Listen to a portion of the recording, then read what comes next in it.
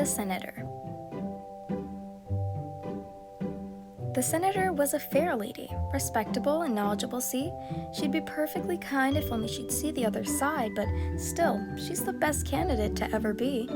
She knew all of the bills before they even passed the House, and her opinion was set in stone. With patriotic ideologies and pride in her country, she raised America just like her own.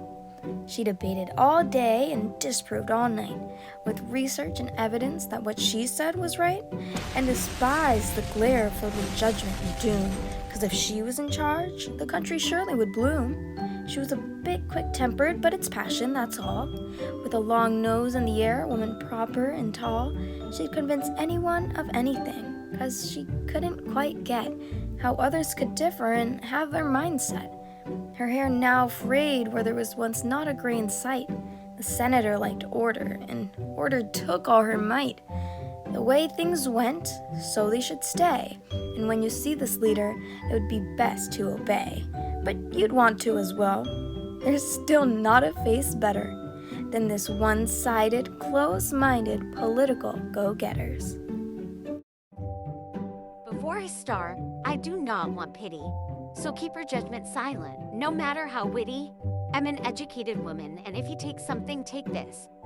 Don't have children, because I'm at my wits. My background is lengthy with degrees upon degrees. From law to political science, they're all my specialties. But kids are here nor there, and that's why I'm all troubled. So let me recount this story that I call Doubled. I know that it is awful, I feel it in my heart. But let me tell you a story, and I'll start from the start. I bore two girls, and with them came a bind, for they were simply identical, they were two of a kind. What a blessing it is to have double the frame, double the mind, and win double the gains.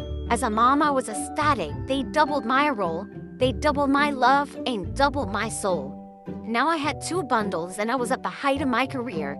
Things couldn't get better, so worse they appeared.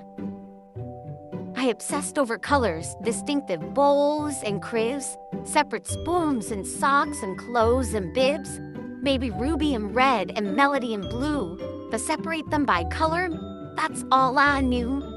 Because God forbid I mix them up, call melody by ruby, that was just my love.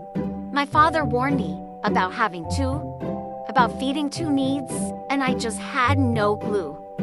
Melody, she's soft in nature, her and music are just the same.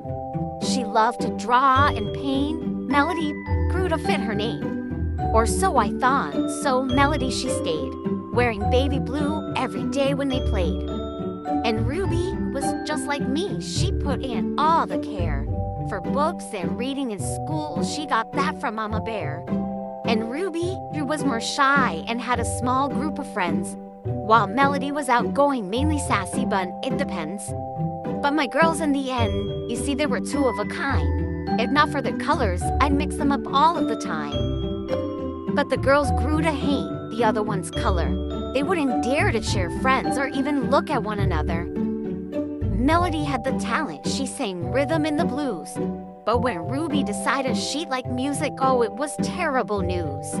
If Ruby liked princesses, they couldn't play together. Melody would rip her dresses since before I could remember. Even fool was a big deal. If one was eating chocolate cake, then the other would throw a fit and want a strawberry banana shake. It was far too much, these girls. They drifted me apart. Half of me at spelling bees and half of me watching the arts.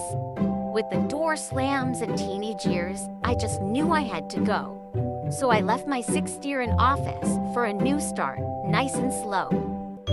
Ruby cut Melody's hair, and they were separated in class. And every time I thought it couldn't get worse, my girls found a way to surpass.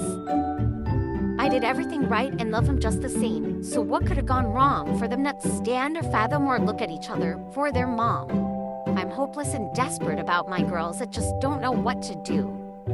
All I can think is I should have listened to my dad before I had two.